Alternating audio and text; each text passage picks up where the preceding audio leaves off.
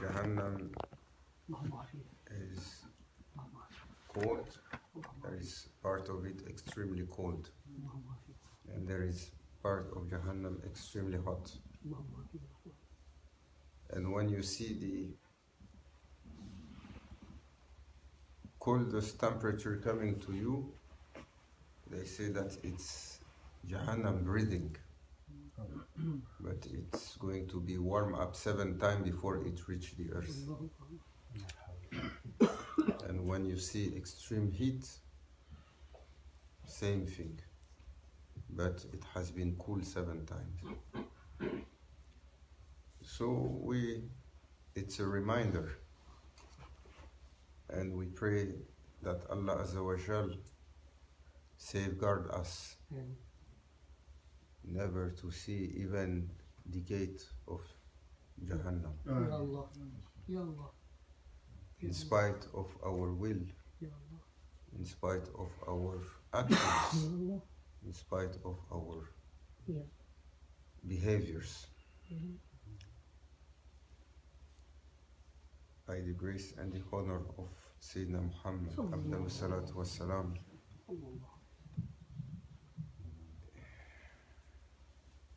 nous rendons louange à Allah Azza wa Jal qui nous a accordé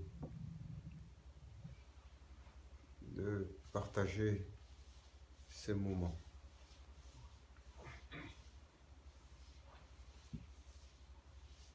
Dans un temps où chaque chose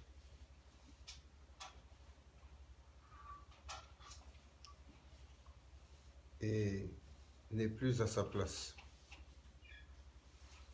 L'un des signes des derniers jours, chaque chose sera déplacée. En fait, c'est cela qu'il a dit. La vérité va être appelée mensonge et le mensonge vérité. People will call battle to be haq and haq to be battle. Any goodness will be labeled with wrong things. And every wrong things will be labeled as good things. Like we see. And j'ai été surpris. Nous avons perdu un frère, Allah yarhamu, notre jeune frère, qui est parti très jeune. Munir. He was maybe 30, not more, suddenly. Qu'Allah Azza wa Jal le reçoive dans sa miséricorde. Amin. Et dans la rencontre avec la famille, sa parenté, parmi les dames de chez lui, disait Alhamdulillah, il a suivi un chemin plus religieux que nous et on était content, il va à la mosquée, à la Zawiya avec nous. Il a insisté pour qu'on vienne, mais moi je n'ai jamais voulu venir. Parce que la dame, elle disait, chez nous, les femmes, elles ne vont pas à la mosquée. Et chez nous, on a connu 1 ou 2 décennies très difficiles avec l'islam. Donc, on a peur des mosquées. That's what she said. Ladies, in our countries, ladies don't go to masjid, and we don't feel like going to masjid because too much harm was done in the name of Islam. And we are afraid. even to go to the masjid.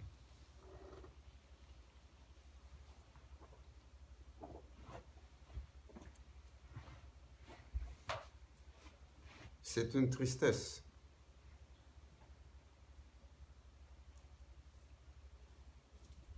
Que l'on ait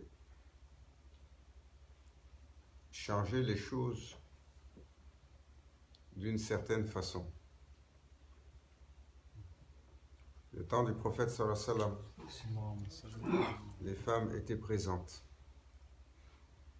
Elles participaient à la vie de la congrégation. Elles participaient à la mosquée.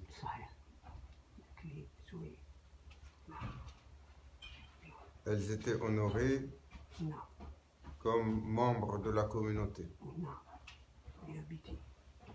Parfois, elles donnaient même les enseignements, comme notre mère, Sayyidatuna Aïcha, radiyallahu anha.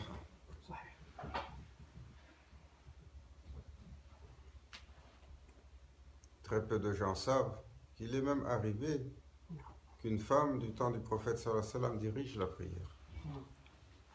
Many people, they don't know that. Parce que c'était une femme parmi les premiers convertis. Elle aimait beaucoup le prophète sallallahu alayhi wa sallam. Elle était excessivement savante et elle était la seule dans sa communauté à connaître le Coran. Et elle était d'un certain âge. Et à cause de cela, le prophète sallallahu alayhi wa sallam lui avait demandé de diriger la prière pour les gens qui étaient là. This is an exception, obviously. C'est une exception. Ce n'est pas une règle. Ce n'est pas une règle et une norme. Parce que l'islam permet bien des exceptions dans certaines circonstances.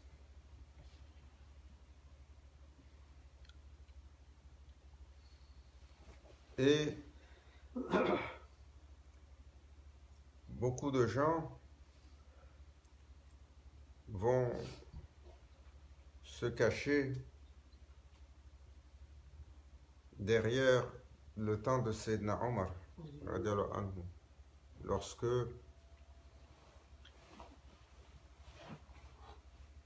alors que la communauté grandissait, il y avait beaucoup d'échanges. Alors, il a fait une séparation plus nette entre les hommes et les femmes au niveau de la mosquée parce que c'était devenu un lieu de socialisation. But this was for a reason in his time. C'était une raison dans le temps de Sayyidina Omar où il a trouvé la nécessité d'arrêter la promiscuité qui faisait que le lieu de culte, le lieu de ibada avait perdu sa fonction et les gens, ils viennent pour autre chose. Mais dans notre temps, la mosquée est un lieu de survie. It's a place that we are surviving into our faith. Spécialement pour les communautés qui vivent loin des pays traditionnellement musulmans.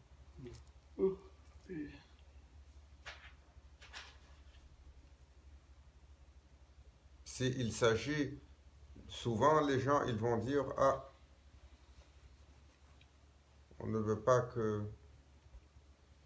notre sœur ou notre compagne, elle aille à la mosquée, il y a des hommes qui sont là.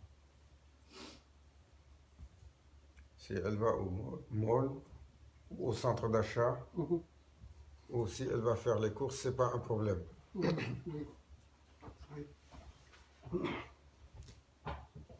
Ou très souvent, si elle va travailler, c'est pas un problème. Parce que beaucoup de femmes musulmanes travaillent. Si elle sort dans la rue, elle côtoie les gens, c'est pas un problème. Mais dès qu'il s'agit de venir dans l'espace sur l'invitation d'Allah, là, le problème, il arrive. This is shaitan's work. صحيح. Le travail du shaitan. La présence à la mosquée est aujourd'hui, dans notre temps, une nécessité de survie. Parce que tout autour de nous, tout est à propos de la dunya. Où est-ce que vous allez, même si parfois la culture ressemble à celle des communautés musulmanes, comme dans nos pays,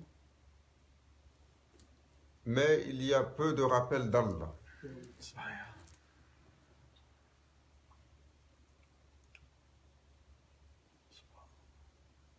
Nos habitudes islamiques, nos habitudes musulmanes sont devenues des habitudes culturelles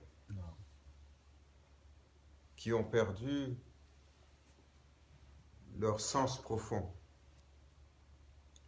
qui ont perdu la signification de la sacralité de ce que nous faisons et de comprendre que c'est par rapport à Allah Azza wa Jalla. We lost the meaning. And a lot of what we do, even in traditional Muslim countries, it became cultural.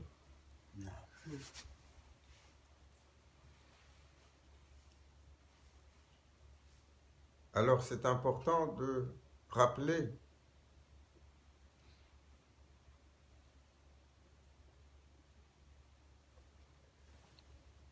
que dans l'histoire, Shaitan, Sa'id billah, toujours, il a promis à Allah Azza wa Jal qu'il allait se tenir sur le chemin qui mène vers lui pour prendre Bani Adam, pour prendre les enfants d'Adam, pour s'assurer qu'ils ne retournent pas au paradis.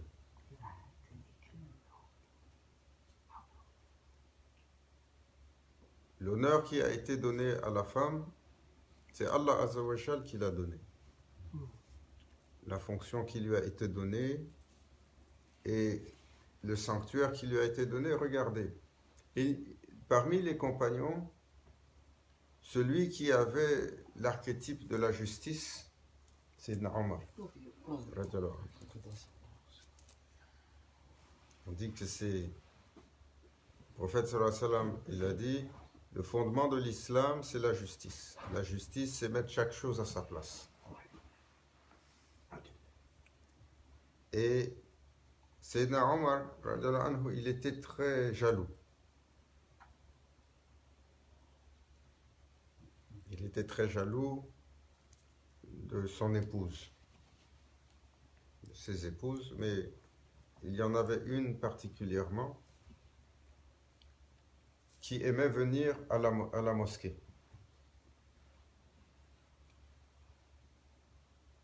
Mais il était quand même jaloux. Mais il ne l'a jamais empêché de partir à la mosquée. Never, il s'est don't go. Alors, certains des compagnons, ils sont venus voir l'épouse de Sayyidina Omar. They came to see our mother, the spouse, the wife of Sayyidina Omar. They said, why you do like that? You know that he is jealous, he is Amir al-Mu'minin, and you know that he doesn't like you to go to the masjid. Why you go?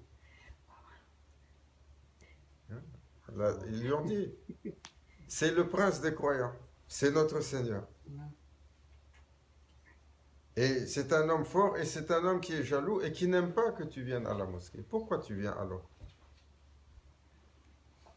Qu'est-ce qu'elle leur a répondu? Qu'il m'interdise et je n'irai pas. Let him forbid me to go to the masjid, then I will not go. But he know he cannot. Okay. Regardez. Il sait qu'il ne pouvait pas dire à son épouse ne va pas à la mosquée. Est-ce qu'il y a un exemple plus éloquent que ça? Est-ce que si on met notre iman et notre rectitude et notre justice et notre connaissance dans la balance, tous ensemble, et on met celle de Sayyidina Omar de l'autre côté de la balance, his knowledge, his 19. righteousness, his justice will overcome all of us together. 19.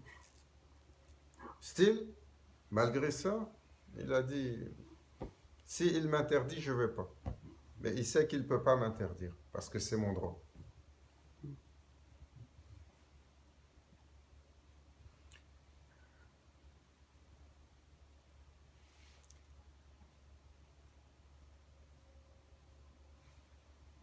Si on regarde la vie du prophète sallallahu alayhi wa sallam, qui a été l'exemple parmi les exemples,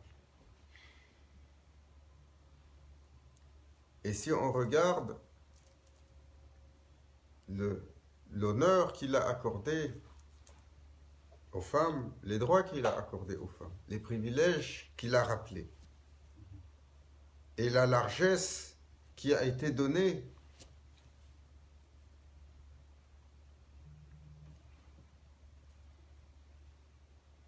et que par la suite, dans notre esprit, dans notre culture, dans nos traditions ou dans notre société, nous avons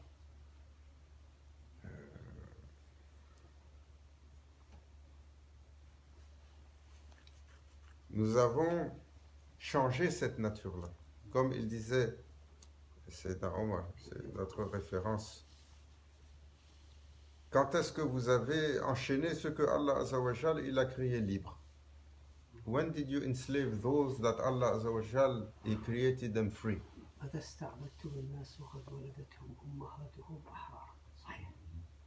صحيح. How you do? You take a freedom that Allah gave to someone. Il y avait un vieil érudit qui avait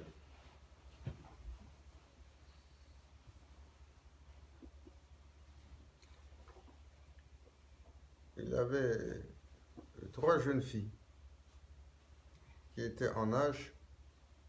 Leur maman était, Allah Azza wa Jal l'avait rappelé à lui. Et quand il partait pour aller travailler, he used to lock them in the house. And they had no life. Il les enfermait dans la maison, elles n'avaient pas de vie. Jusqu'au jour où est venu un wali, un wali d'Allah, pour lui donner une leçon. Et il s'est retrouvé lui aussi enfermé une journée au complet, sans pouvoir sortir.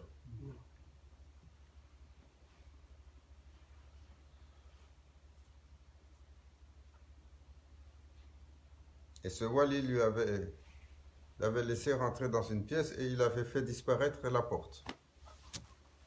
He made the door to disappear. So all day long he was trapped in the room, he couldn't go out. Jusqu'au soir, ce cheikh est revenu le voir. Oh, tu m'as libéré. J'ai été prisonnier ici toute la journée. Ya Fulan, voilà le sort que tu réserves à tes propres enfants depuis des années. Et toi, juste une journée, on t'a mis dans cette condition et tu as failli perdre la raison. You almost became crazy for one day. And these many years, you are preventing them even to see the daylight.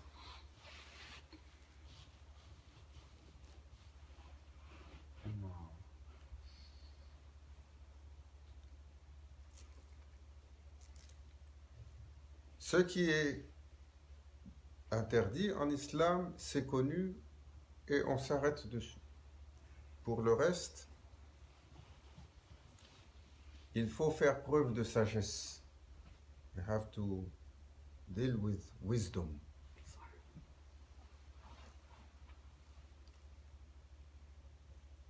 Le plus important dans la vie d'un serviteur, c'est son chemin vers son Seigneur. It's most important in one's life. Your relationship to Allah and how you are doing your ibadah and you are getting close to your Lord.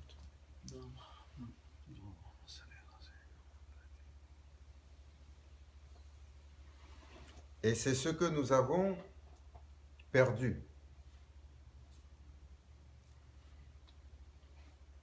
Comme objectif, comme orientation, comme intention. Et nous devrions mettre les choses en œuvre pour que cela soit notre objectif, individuellement, personnellement, mais collectivement, pour nos ayants droit, pour nos bien-aimés, pour nos épouses, pour nos enfants, pour nos voisins, de s'assurer que ce que nous mettons en place toujours à cet objectif d'aider tous à aller vers Allah.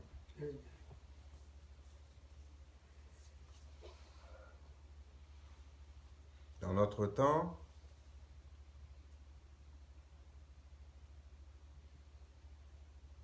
nous sommes dans un mode de survie pour le iman, pour la foi.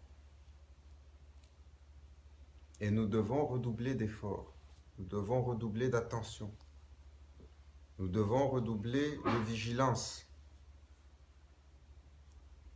pour s'assurer que notre personne, mais notre famille, puisse continuer ce cheminement pour être baigné dans le din, pour être baigné dans la connaissance, pour être baigné dans la norme.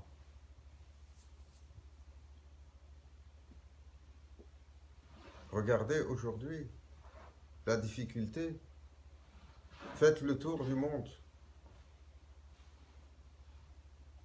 Faites le tour du monde, surtout ici quand on est en Occident. Rentrez dans les mosquées. Regardez l'entrée et l'espace qui est donné pour les hommes. Et rentrez, regardez l'espace et l'entrée et l'espace qui est donné pour les femmes. Ça, c'est ce que l'islam nous a enseigné.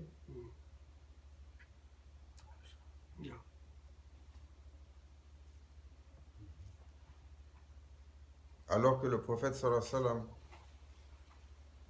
pour notre sœur Sayyidatuna Aïcha, radiallahu anha, elle avait une entrée, elle sortait de sa chambre pour entrer dans la mosquée. Sa porte toujours n'a jamais été, on lui a donné l'accès. Parce qu'elle avait un état de pureté constant. Comparativement à la femme normale, notre mère, Sayyidatuna Aïcha, elle n'a jamais eu de menstruation. Pour cette raison, la mosquée lui était ouverte constamment. Et la porte de sa chambre donnait sur la mosquée.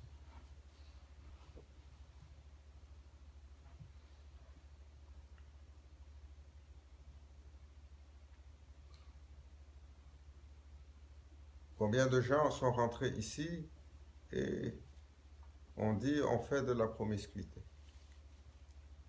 parce qu'il n'y a pas de pièce qui est séparée de l'autre côté. Est-ce que nous avons fait quelque chose qui est différent de ce que le prophète sallallahu alayhi wa sallam a fait? Non. Là où les femmes ont prié à côté des hommes dans la même pièce. C'était comme ça du temps du prophète sallallahu alayhi wa sallam. Comme vous retrouvez dans les grandes mosquées. Quand on va dans nos pays, les hommes sont en avant, les femmes sont en arrière, dans les gros espaces.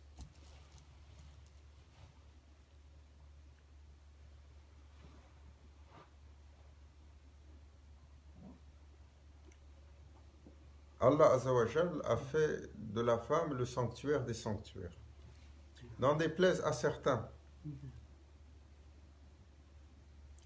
Mais d'avoir fait de la femme le sanctuaire des sanctuaires, d'avoir levé son honneur, the hurma of lady is very high. صحيح. And because Allah made them to be highest sacred creation. Alors le protocole, il est plus important. Mais nous avons tourné ça d'une autre façon. Look at our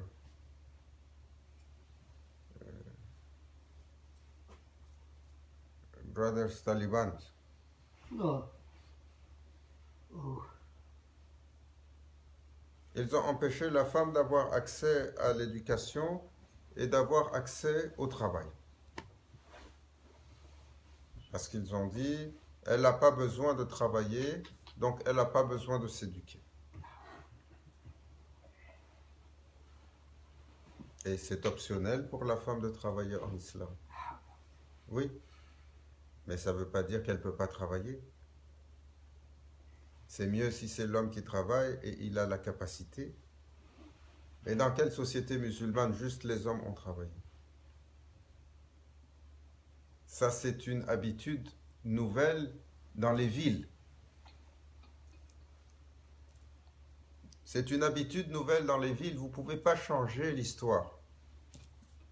Traditionnellement, si tu quittes la ville et tu vas dans la campagne et tu vas dans... Les hommes et les femmes travaillent. Toujours. In countryside, it was like that. If ladies don't work, it's just in the city. And it's recent. Because it was a necessity to work. صحيح. If you live in countryside, and either you are... tu t'occupes des animaux, ou tu t'occupes de la ferme, ou tu as une exploitation agricole, ou tu fais de l'élevage. C'est un travail de toute la famille. Chacun, il a sa tâche. Ou alors les femmes, elles avaient de l'artisanat. صحيح. They had handcraft, all kind of things. صحيح. Mais ils ont dit, comme l'homme c'est obligatoire pour lui, alors pour la femme c'est interdit de travailler. It's obligatory for lady to work, so they made it equal to forbidden for ladies. Obligatory for men, for them it was forbidden for ladies. So si c'est interdit pour les femmes de travailler, elles n'ont pas besoin d'aller à l'école.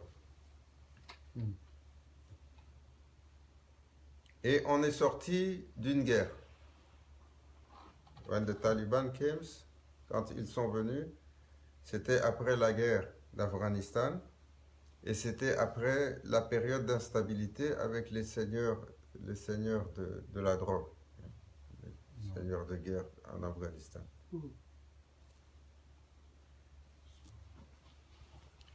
Ils les ont appelés les seigneurs de guerre. C'était des mafieux. Et ils sont encore là. Ils ont changé d'apparence. Et beaucoup de femmes, elles sont seules avec des enfants parce que les hommes, ils sont morts. Et comment elle va faire pour nourrir les enfants? نعم. استغفر. لا حول. لا حول. This is Islam? لا حول.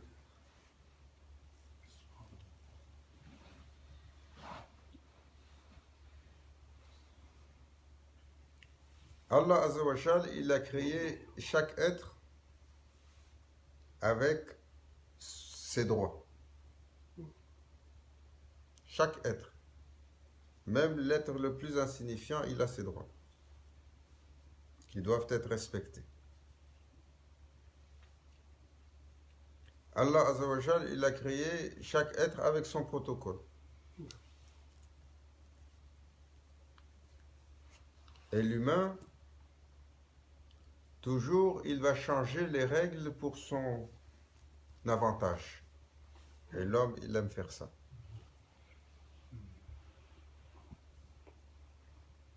Et jamais il va demander qu'est-ce qui est chez mon Seigneur important. Si on rentre dans nos cultures, pour nous, l'homme, il travaille, il arrive, il rentre du travail, il s'assoit et il se repose. La femme, traditionnellement, elle s'occupait des enfants, elle fait à manger, elle s'occupe de la maison. Personne. Maintenant, la femme, elle sort, elle travaille en même temps que l'homme. Quand il rentre à la maison, lui, il veut s'asseoir, il veut continuer aussi sur les privilèges. Et elle doit travailler.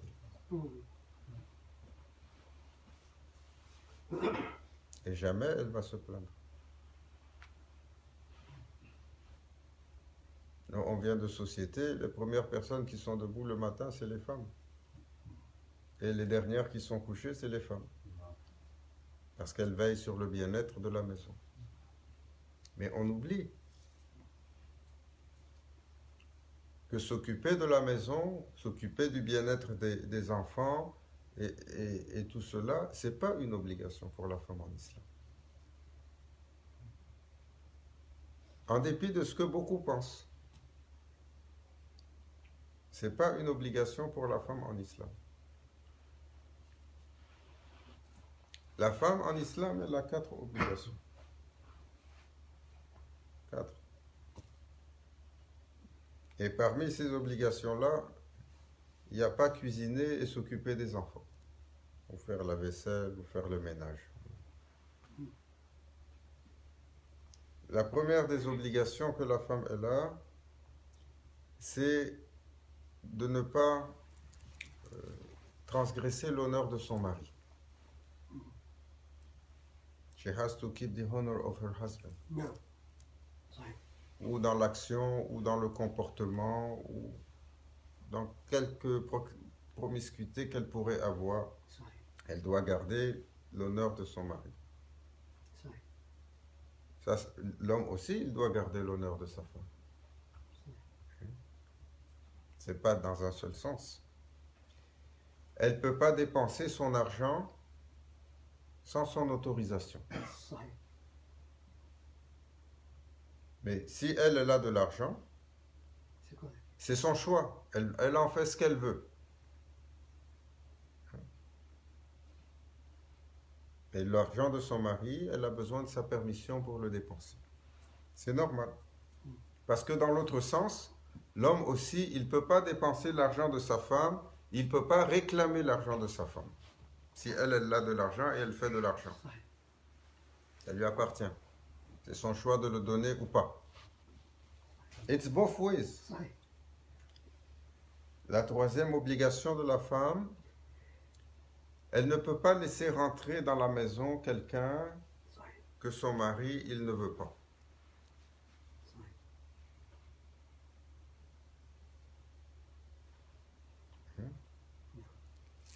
La quatrième obligation, elle ne doit pas se refuser à lui. صحيح. صحيح.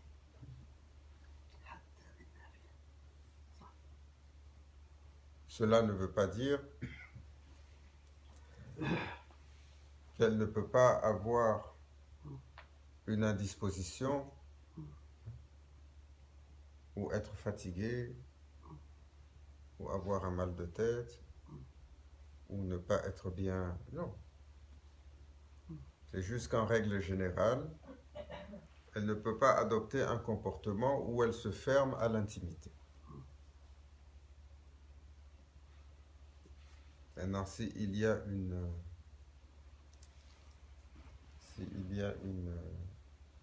une raison, l'homme aussi de son côté, il doit faire preuve de sagesse, il doit faire preuve de compréhension et de compassion. À part cela, le reste, si elle veut, elle fait. Le prophète sallallahu alayhi wa sallam, il s'est occupé de la maison il s'est occupé des enfants, il s'est occupé des tâches ménagères, والكيلة il s'est occupé de faire la nourriture. Comment lui qui est sallallahu alayhi wa sallam, le meilleur des hommes, khayr al-khalq Allah, il a fait toutes ces tâches-là quand son épouse, elle était fatiguée ou elle était malade ou il y avait beaucoup de tâches, il aidait.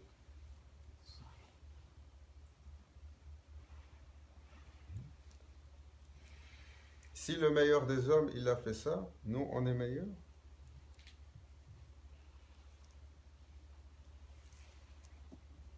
Ô croyants, la meilleure des normes est la norme qu'Allah a établie. Le meilleur des exemples est l'exemple du prophète sallallahu alayhi wa sallam, en toutes choses. Allah Azza wa Jal, il a créé la femme l'égale de l'homme.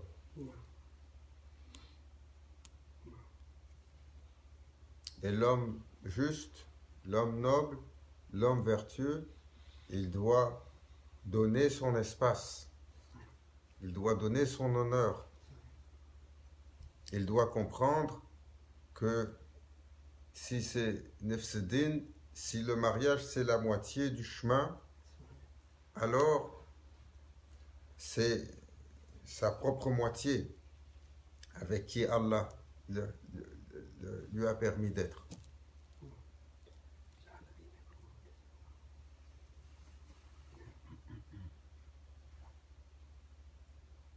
Qu'Allah Azza wa Jal nous donne la bonne compréhension. Ne nous fasse pas dénaturer ce qu'il a établi. Qu'il nous accorde, en dépit de nos tendances naturelles.